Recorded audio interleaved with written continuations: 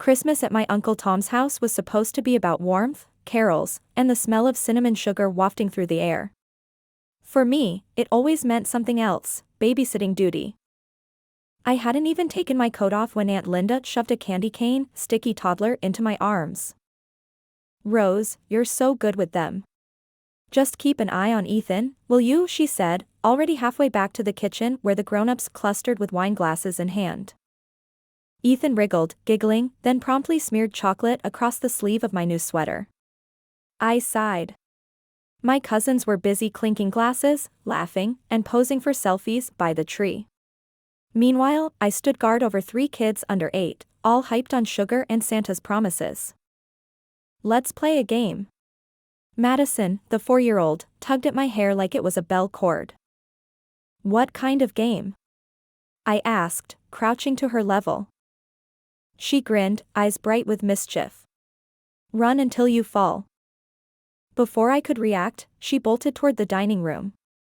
Ryan and Caleb, the older boys, followed with the speed of unleashed hyenas. I chased after them, dodging legs and nearly tripping over a decorative nutcracker. "Slow down," I hissed, grabbing Ryan by his shirt just before he could topple the tray of gingerbread cookies Aunt Linda had spent all week on. The boy twisted free and made a face. "You're no fun," he muttered. A glass ornament shattered behind me. Lily, the 6-year-old, had tried to juggle. Everyone turned at the noise, but instead of scolding her, my relatives chuckled. "Kids will be kids," Uncle Tom said with a shrug, lifting his glass of red wine. My blood boiled. I was sweating from corralling their chaos, and not one of them cared. They didn't even see me, just the reliable, responsible Rose, there to pick up the slack. Later, as we sat down for dinner, I barely managed a bite before Sarah, my cousin who was my age, leaned across the table smirking. "Thanks for handling the brats. You're like the family nanny," she said, sipping her wine. Laughter rippled around the table. I forced a smile, but inside, a slow burn started.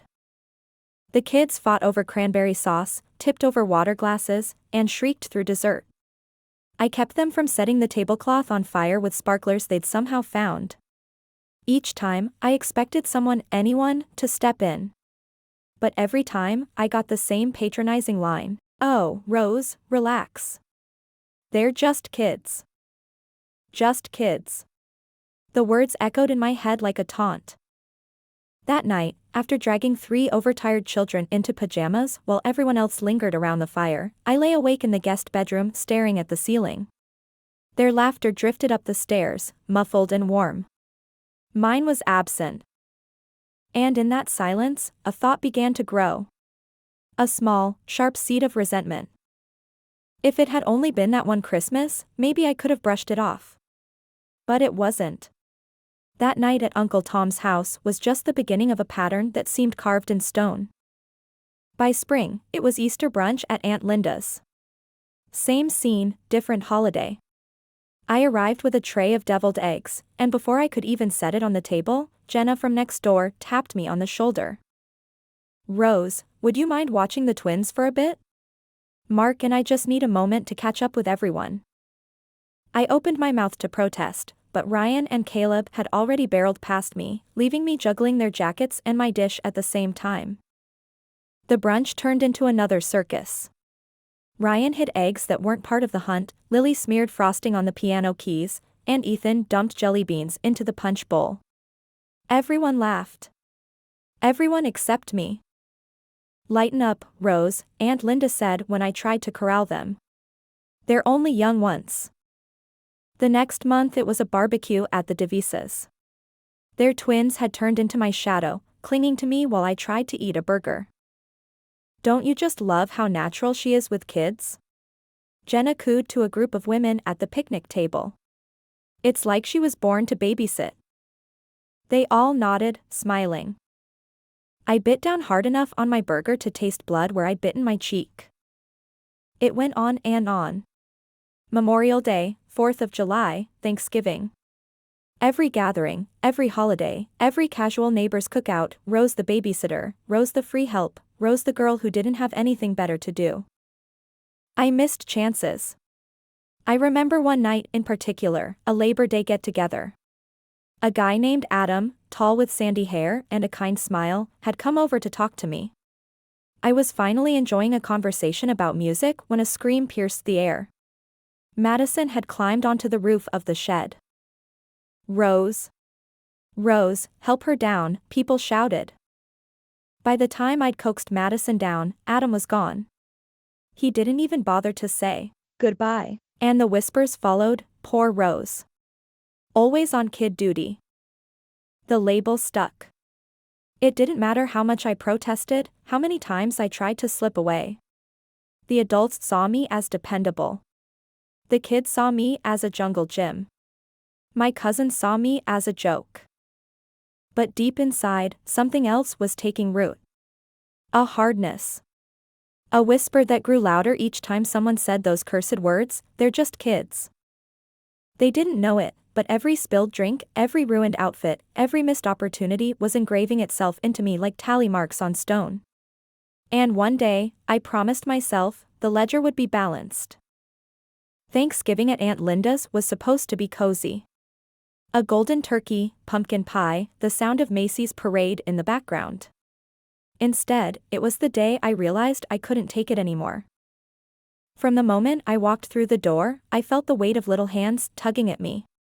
Madison clung to my leg, Ethan begged me to build him a Lego tower, and Ryan shoved a Nerf gun into my hand like I was his personal sidekick. "Rose, sweetie, you don't mind keeping them entertained while we finish up dinner, do you?" Aunt Linda asked, already half-turned toward the kitchen. I opened my mouth, but she didn't wait for an answer. 2 hours later, I was on my knees scrubbing mashed sweet potato out of the carpet while the rest of the family enjoyed wine and laughter around the table. Ryan had decided the orange mush looked better as war paint for his cousins, and I'd gotten stuck cleaning the battlefield. By the time dinner was served, I was exhausted. I sat down with my plate, praying for one quiet bite. That's when Caleb tipped over a glass of cranberry juice. It spilled across my skirt, bright red, bleeding like an accusation. "Oh no," I gasped, jumping up. But instead of helping, my relatives chuckled. "They're just kids," Uncle Tom said with a smile, raising his fork. I froze. My fists clenched. The heat in my chest spread up to my throat. Sarah, my cousin, leaned over with a smirk. "You're really good at this, Rose. Honestly, I don't know what we'd do without you. Some people are just meant to take care of others." Her tone made it sound like an insult dressed as a compliment. My jaw tightened so hard it hurt. I tried to eat, but the chaos continued. Lily decided to crawl under the table, Madison shrieked until she got the last dinner roll, Ethan poured gravy into his milk to make it chocolate.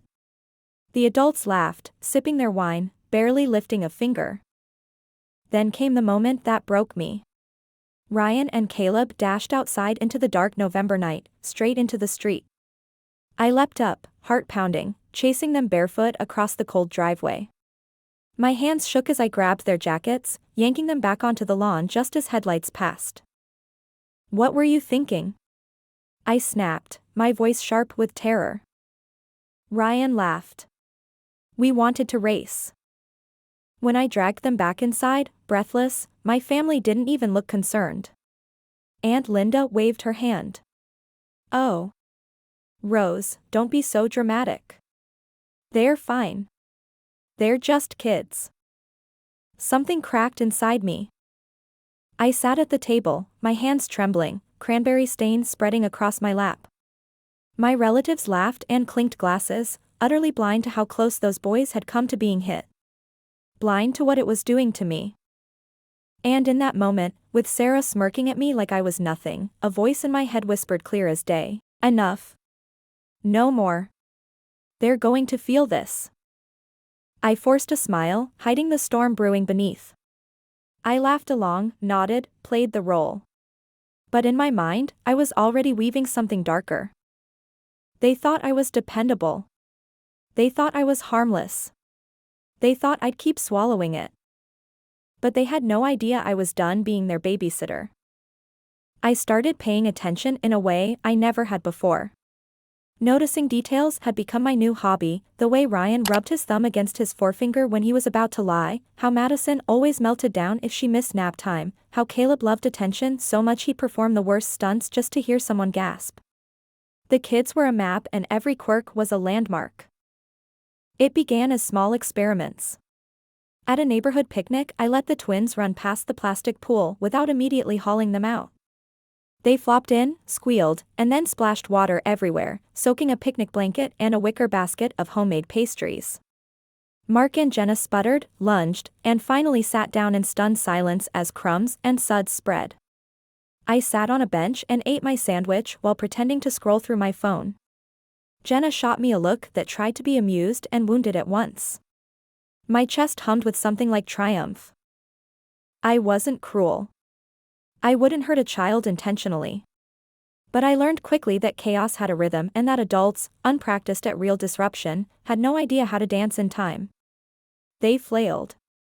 They blamed each other. They blamed circumstance. They failed to see the pattern because the pattern was me, the silent conductor. I took notes the way a strategist does. I made lists on the back of envelopes and in my phone notes app. Which relative panicked first? Which tried to play disciplinarian and then melted? Where did the good china live, and what could be toppled without permanently ruining Tom and Linda's marriage? Could I arrange it so their most prized, heirloom bowl would become a casualty? It felt obscene, absurd, and deliciously precise. There were practical considerations. I borrowed a folding wagon from Jenna one afternoon under the pretense of carrying groceries.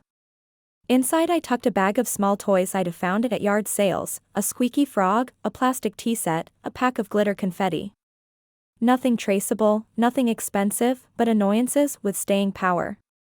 I learned which neighbors kept extra matches for their patio candles, which relatives left the basement unlocked, and which ones hid valuable trinkets within children's reach. I tested social pressure. At a spring potluck, I let Lily smear frosting along the underside of the buffet table where no one could see but everyone would feel the mess. The adults joked, asked each other whose child it was, and then, importantly, started to assign blame in whispers. Maybe Sarah should have stopped her, someone said. Well, Aunt Linda wasn't watching the kids near the punch. Small fractures formed like hairline cracks in glass. I also observed my own reactions. I practiced turning my face placid, learned to smile without giving anything away. I filmed nothing. I wanted the evidence to be in their memory, not in my hands, because the point was humiliation and accountability, not prosecution. The idea of being the one to give voice to the truth, to stand in front of the family and say, "This is what you always did to me," was tempting, but I wanted something colder. I wanted them to feel it first, to reach that same helplessness I'd felt so many times. Still, I planned contingencies. A neighbor's event could be tamed with one well-timed distraction, a family reunion might need a full arsenal. I rehearsed plausible alibis. "I'm sorry, I got a text from work," I would say when the call came at just the right moment. "I'll be back in an hour." The key was the artful retreat, leave them with the chaos and their sense of responsibility lodged in their throat like something sour. I thought about scales and arithmetic. How many events could I hit before someone connected the dots? How many times could I slip away with the same excuse before a relative started to suspect that the one who brought the kids in was also the one who left them? The answer was, as always, in subtlety. One dramatic failure could be dismissed as happenstance, many small failures strung together became an orchestra of blame. There was also a moral argument I wrestled with late into the night. Revenge feels dirty, especially when it's wrapped in childhood laughter. I told myself it was pedagogical, an unpleasant lesson they would need. I justified my actions by imagining future dinners where someone else would step up, where parents would be more present. I pictured Sarah's face when she realized nobody would ever call her, "Oh so busy," compliments anymore. I imagined Uncle Tom muttering apologies instead of jokes, his pride pricked. The first big strike had to be undeniable. It had to be at Aunt Linda and Uncle Tom's house, the place that started it, the place with the glittering tree and the smug toasts. I marked the date mentally, a midwinter family party, the largest assembly we had all year. I knew where the candles would be, where the fruit punch sat, which bookshelf balanced a box of brittle old ornaments. If I timed it right, the children could topple the tree into the punch bowl and the room would become a tableau of chaos captured in the expressions of my relatives' faces. I practiced a half smile in the mirror, a casualness that would pass for normal. I learned to say the sentence they loved to say to justify their inaction, "They're just kids." The way I would say it later would be theatrical and harmless sounding, but rope thin underneath. It would be the final cut of a blade. There were risks. One aunt was fiercely practical and good under pressure, another uncle could snap and take control by sheer force of will. But there were more targets than one. If I started carefully, if I staggered the strikes, built pressure like steam in a kettle, the family would be exhausted, frayed, and finally receptive to change, or so I told myself. At night I lay awake and went over the logistics. How to gather the neighbor kids discreetly and not get caught. Which relatives would be away for work and therefore safe to miss. I mapped routes and backup plans. It was elaborate and a little insane, but when you've been dismissed so many times, cunning becomes a tool to be mastered. I told myself a mantra, not cruel, not vindictive, but necessary, make them feel the weight of their apathy. Teach them the cost of treating a person like a fixture. The plan would be precise. The execution would be surgical. And when the first domino fell, I imagined the sound of 100 small excuses collapsing into an avalanche. The snow crunched under my boots as I walked up the driveway to Uncle Tom and Aunt Linda's place. Their house looked like a Christmas card, strings of white lights lined the roof, a wreath hung on the door, and the giant bay window showcased a glowing tree dripping in ornaments. From the outside, it was perfect. Too perfect. Inside, though, I knew the script. Kids running wild. Adults sipping wine. Me, trapped in the role of unpaid babysitter. This time would be different. I had come prepared. In my oversized tote bag sat the little arsenal I'd assembled, glitter confetti, the squeaky frog, a small bottle of bubble solution, and the piece de resistance, a pack of sticky, neon-colored slap hands I'd found at a discount store. They were harmless, but in the hands of sugar-hyped kids, they were tiny chaos grenades. The door swung open, and Aunt Linda's voice came out like a song. "Rose. There you are, sweetheart. Come in, come in. Everyone's waiting." I stepped inside, plastering a smile. The air smelled of cinnamon, pine, and roasted ham. The noise of shrieking kids echoed from the den. Wine glasses clinked in the kitchen. The usual. I slipped off my coat, hung it neatly, and followed the sound of chaos. Madison was already dancing on the coffee table. Caleb was tossing ornaments into a toy bucket like they were basketballs. Ryan had managed to get hold of the TV remote and was switching channels so fast the screen looked possessed. "Rose." Ethan barreled into me, nearly knocking me over. "Come play blocks." I crouched, ruffled his hair, and whispered, "Maybe later, buddy." Inside, my pulse quickened. Not from affection, from anticipation. Tonight wasn't about blocks. Tonight was about setting the first domino in motion. Dinner unfolded as expected. The adults lingered around the kitchen island, sipping wine, chatting about promotions and vacations. I sat with the kids, passing rolls, cutting chicken into smaller bites, mopping up spilled gravy. I didn't mind doing it one last time, because tonight, they'd finally see what it was like without me. It started small. I pulled the squeaky frog from my tote and slipped it under the table where Lily sat swinging her legs. She spotted it instantly. "What's that?" "Just a toy," I whispered. "But it makes noise. Wanna try?" She grinned, squeezed it, and the loud squeak cut through the dining room. Every child's head snapped toward her. Within 30 seconds, the frog had changed hands 6 times, squeaking in uneven bursts. The adults laughed. "Oh, they're so silly," Sarah said, raising her glass. "Silly. Yes. For now." I let it build. After dessert, when the adults drifted toward the living room with their wine, I produced the slap hands. One for each kid. Ryan's eyes lit up. Cool. He smacked his onto the wall, leaving a neon green print. Madison squealed and whipped hers onto the lamp. Ethan aimed at the TV screen. In minutes, the sound of sticky thwops filled the room. Rose, Aunt Linda called, her tone still sweet, could you maybe calm them down a little? I pretended to try. Hey, guys, maybe use them gently, okay? I said, not really stopping anything. Of course, they didn't. The real chaos came when I slipped the glitter confetti into Caleb's hands. Go show everyone your magic trick, I whispered. He didn't need convincing. He stormed into the living room where the adults were toasting near the tree and threw the handful of glitter into the air like fairy dust. It rained down over the couch, the rug, Uncle Tom's wine glass, and, most catastrophically, into the punch bowl set on the side table. The adults gasped. What the? Uncle Tom sputtered, blinking through glitter that clung to his hairline. Aunt Linda stood frozen, her smile twitching, as she surveyed her spotless living room now transformed into a disco ball nightmare. I sat back, feigning shock. Oh no. Caleb.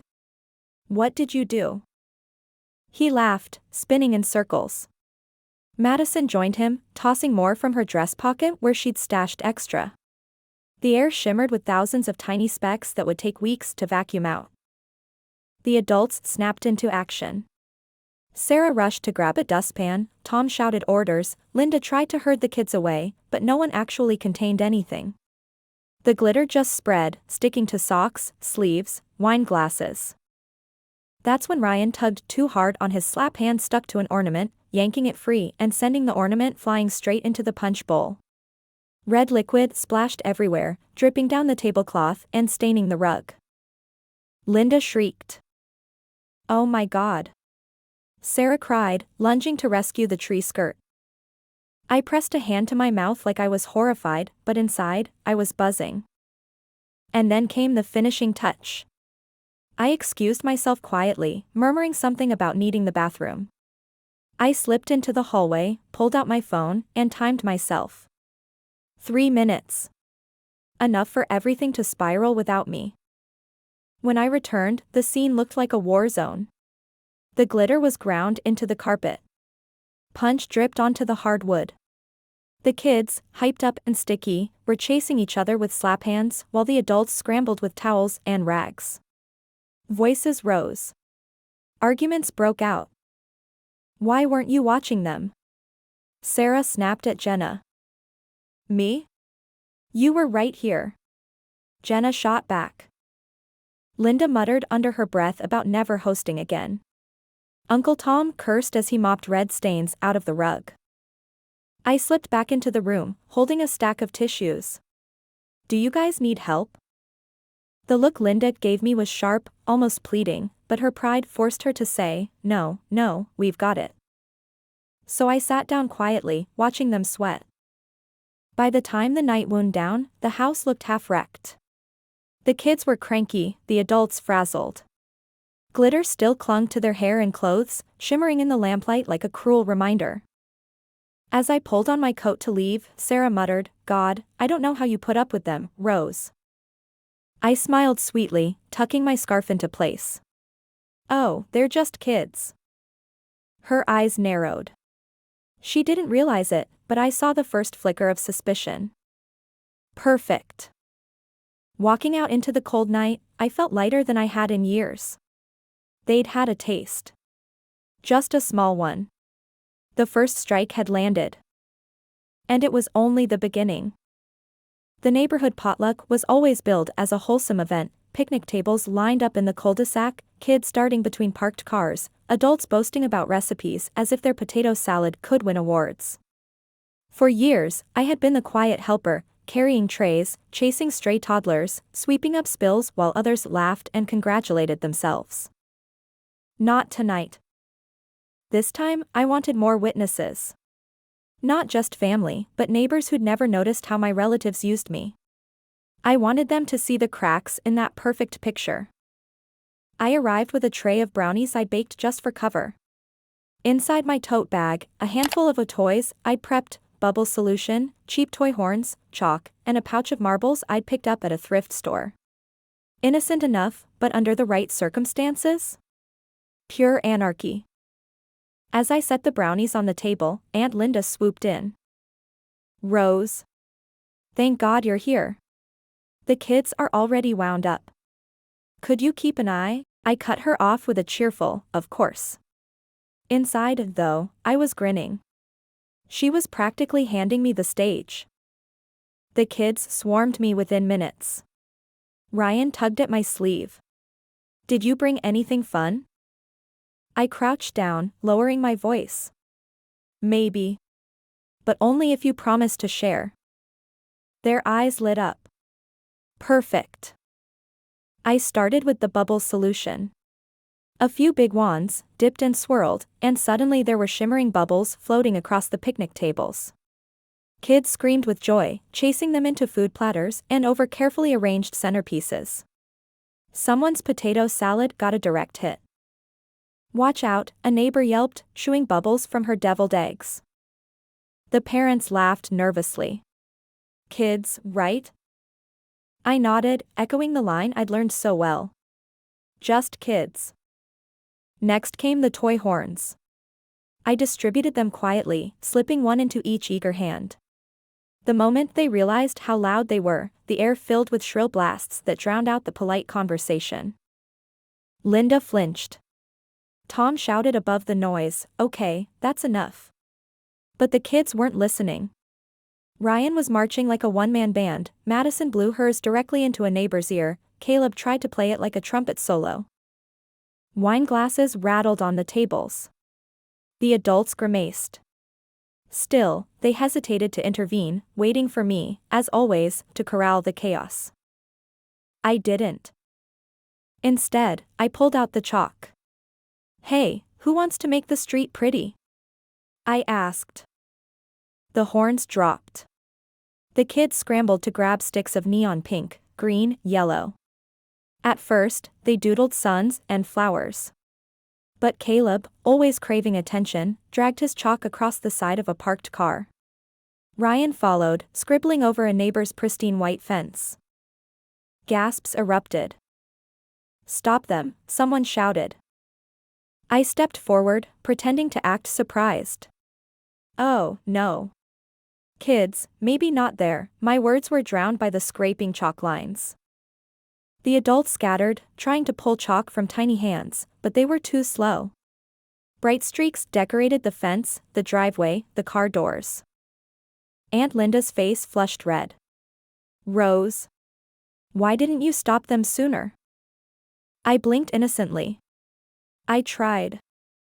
The final touch was the marbles. I slipped them from my tote and let them spill casually across the blacktop near the tables. Within seconds, a half-dozen kids were skidding, sliding, tumbling. No one was hurt badly, just scraped knees and startled yelps, but the shrieking amplified the panic. Plates toppled. Someone dropped a glass bowl, shattering it into glittering shards.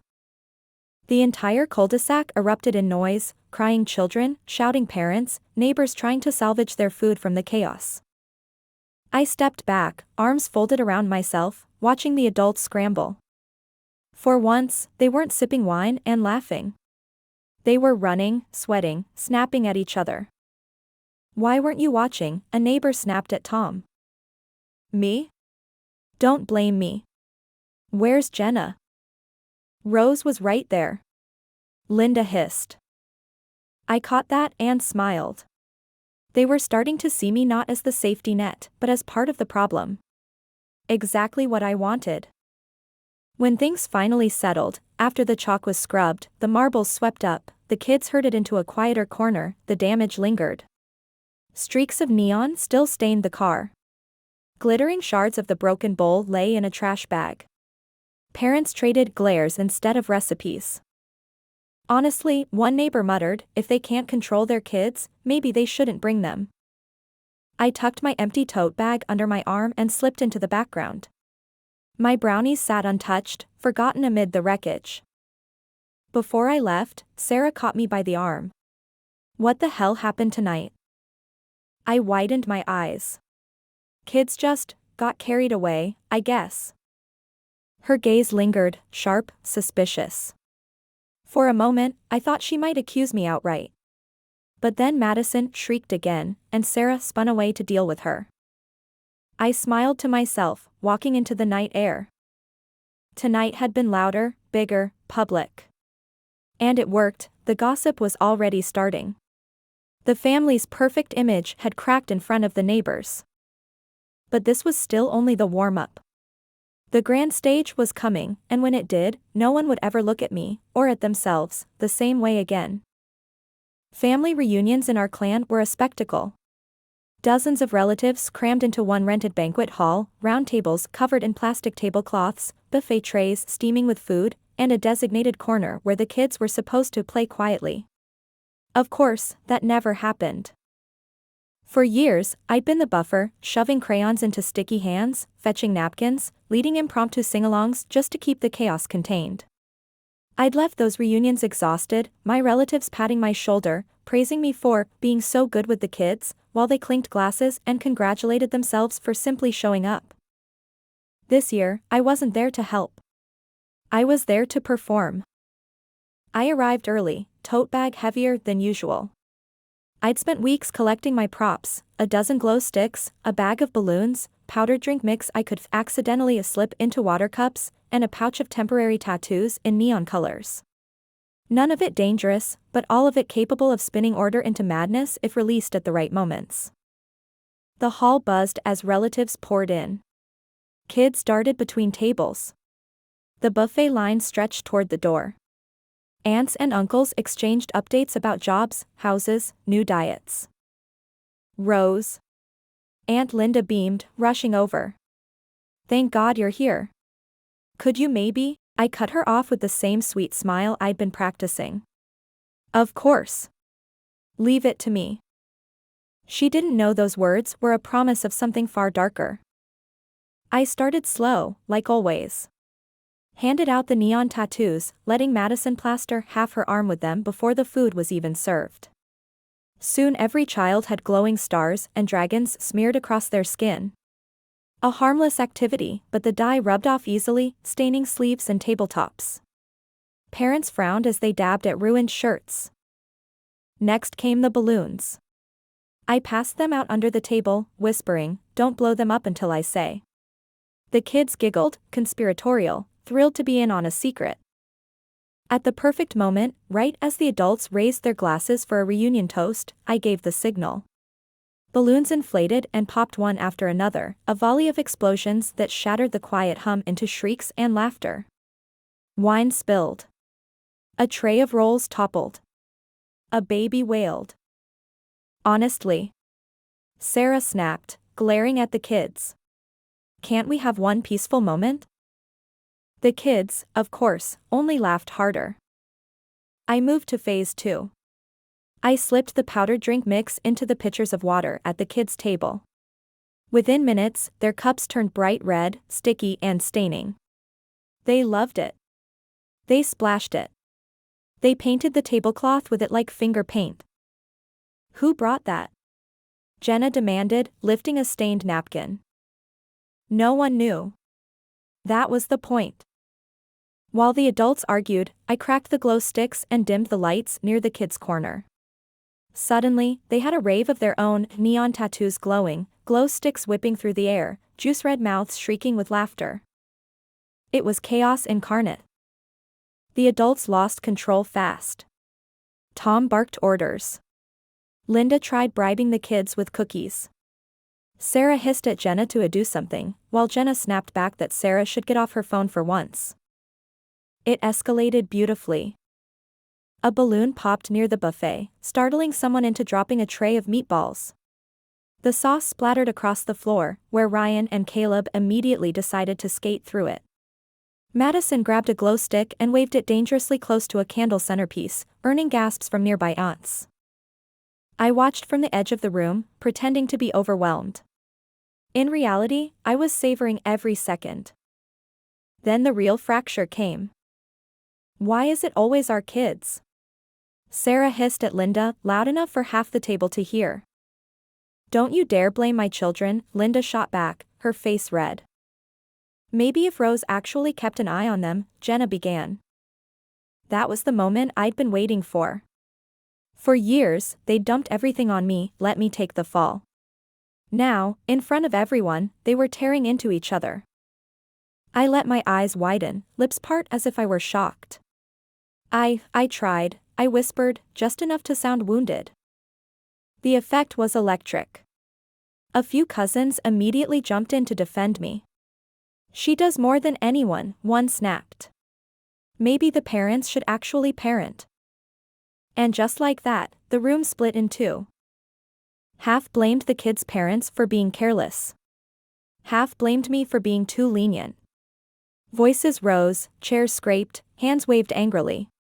The kids, sensing the distraction, went even wilder, shrieking and chasing each other with glow sticks like warriors in battle. The reunion dissolved into a shouting match while neon light flickered over the mess.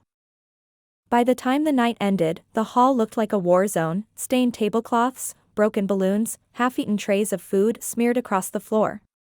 The kids were sweaty and red-faced, still buzzing from the chaos. The adults looked defeated, flushed with anger and embarrassment. As I slipped on my coat, Aunt Linda approached me, her voice tight. Rose, maybe next year you don't have to worry about helping so much. I smiled sweetly. If you're sure. Her eyes narrowed, suspicion flickering there, but she didn't push. I walked out into the cool night, heart pounding. It had worked. For the first time, the blame wasn't on me. It was on them, where it belonged. And I wasn't done yet. The reunion fallout lingered like smoke after a fire. For weeks, relatives traded barbed texts and icy phone calls. Some blamed Linda's lack of discipline, others swore Sarah's kids were the worst. A few even muttered that I had finally dropped the ball. I couldn't stop smiling. My plan was working, they were eating themselves alive. But then the calls started. First Linda. Rose, honey, she said too sweetly, I just wanted to ask, you didn't, give the kids anything at the reunion, did you? I feigned confusion. What do you mean? You know. Those glow things? Or the red drinks? I let a pause stretch, just long enough to make her uncomfortable. Then, Linda, you know I'd never do anything without asking. Kids just find trouble wherever they can. Her laugh was nervous, hollow. She didn't press further. But I could hear it, the doubt creeping in. A few days later, Sarah confronted me outright. We were standing in her driveway, cold wind biting our cheeks, her arms crossed tight. Look, Rose, I know you're everyone's little babysitter, but something about that night felt off. Like you were setting them up. I widened my eyes, my best impression of hurt innocence. Why would you even say that? Because you were smiling, she hissed. When everything went to hell, you looked almost pleased. The air between us burned cold. I forced a shaky laugh. Sarah, that's ridiculous. She didn't look convinced. She stared at me a beat longer, then muttered, just, stay out of my kids' business, before stomping back inside. Her words stung, not because they were true, but because she was the first to see through me.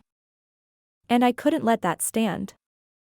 That night, lying in bed, I replayed her accusation. The way she said I was smiling. Had I slipped? Had my satisfaction been too visible? I stared at the ceiling, the glow of streetlights painting stripes across my walls. For the first time, my heart thudded with something besides excitement. Fear. If Sarah pushed too hard, the others might listen. My revenge would collapse before I'd finished savoring it. No. I couldn't let that happen. So I shifted my plan. This wasn't just about unleashing the kids anymore. This was about control. About making sure anyone who doubted me looked like a fool. Sarah wanted to see me as the villain? Fine. I'd make her look paranoid, hysterical, unhinged, until even her closest allies dismissed her. The opportunity came at a Christmas Eve gathering at Jenna's. The house glowed with fairy lights, soft carols playing in the background. Everyone was on edge from the reunion still, but they'd tried to dress up the night with cheer. Kids ran circles around the tree, their laughter echoing under the vaulted ceiling. I stayed quiet at first, watching, waiting. Sarah's eyes flicked to me more than once, sharp, suspicious. I made sure to keep my expression neutral, even a little tired. Let her think I was subdued. Then, as the adults gathered for dessert, I made my move. I slipped a single candy cane from my bag, dipped in sour powder I'd prepared earlier. I offered it to Madison with a wink. Special treat. Seconds later, Madison was screwing up her face, gagging dramatically. Ew. It's gross, she wailed, spitting the half-dissolved candy into a napkin. All eyes turned. What happened? Jenna cried, rushing over. It tasted bad. Madison shrieked. Sarah's gaze snapped to me instantly, like a wolf scenting blood. What did you give her, Rose? I blinked. What? Nothing. I handed her a candy cane from the bowl. I gestured toward the decorative jar on the counter. Maybe it went stale? Aunt Linda checked the jar, sniffing one. Seems fine. Madison whined louder, drawing all attention. Sarah's voice rose, sharp and brittle. I saw Rose give it to her. Now every eye was on Sarah. Not me. I let my lips tremble. Sarah, why would I ever do that? Do you really think I'd hurt Madison? The room went silent, thick with tension. Jenna cleared her throat. Maybe she just got a bad one. Let's not overreact. But Sarah's face burned red. I'm not imagining things. She's been acting strange for months, stirring the kids up. Sarah, Uncle Tom interrupted, his tone weary, let it go. It's Christmas. Her mouth snapped shut, her cheeks flaming. She looked around the room, desperate for someone to agree, but no one did. And in that silence, I knew I had her. By the time the night ended, Sarah was a shadow of herself, muttering, frustrated, dismissed. Her suspicion had backfired. I'd turned her into the crazy one. As I walked out into the snowy night, I caught her watching me from the window, her eyes cold, furious. I smiled sweetly and mouthed two words only she could see, just kids. Her face drained of color. For the first time, I realized the game had shifted. It wasn't just about revenge anymore. It was about domination. And Sarah had just become my favorite piece to play with. I picked the date like a surgeon picks an incision point, a Sunday in late summer when everyone said they'd come, when the park was booked and Aunt Linda's pride was at its fullest. The family picnic was the perfect stage, long tables, a banner, 100 witnesses who liked their drama neatly packaged into potluck stories. I arrived with a folding wagon and a smile. Inside were the toys and odds I'd learned to wield, spill-proof paint pots, handfuls of glitter, a modest speaker with a playlist of buzzy party tunes, and a small stack of biodegradable confetti. I also had something else, something I'd avoided before, a tiny voice recorder clipped to my coat. No filming, I'd kept my ledger in memory so the blame would live in their bones. But tonight I wanted proof they couldn't ignore, and a recording would do, voices, gasps, the exact words they said when they thought no one listened. The kids clustered at my knees the minute I set the wagon down. I handed out colored paint cups and brushes, told them we were making a family mural on a long roll of butcher paper I'd tacked to a tree. The parents smiled approvingly at the idea, look how creative. And I handed paint to the ones who always liked attention, Caleb, Ryan, Madison. They dabbed and smeared and laughed. The mural became a riot of fingerprints and thumbprints, a delicious mess. While the adults chattered, I cued the playlist. A jaunty song skipped through the speakers. I let a few kids blow handfuls of confetti toward the banner, then the real trick, powdered paint in the kids' water cups. It was safe, non-toxic, vivid. It stained sleeves and hands and, most importantly, crossed into the white tablecloths where Aunt Linda had laid out her china. The panic was immediate and perfect. Tom spilled his coffee trying to flap a napkin, Sarah's deliberately coiffed hair now sported flecks of neon paint, neighbors lunged for towels like firemen at a blaze. Voices rose. Accusations leaked like steam. "Why is this your job to manage?" one aunt yelled. "You're always doing everything, Rose." I let the recorder soak it in. I let their exasperation wrap around me like a cloak. I didn't run.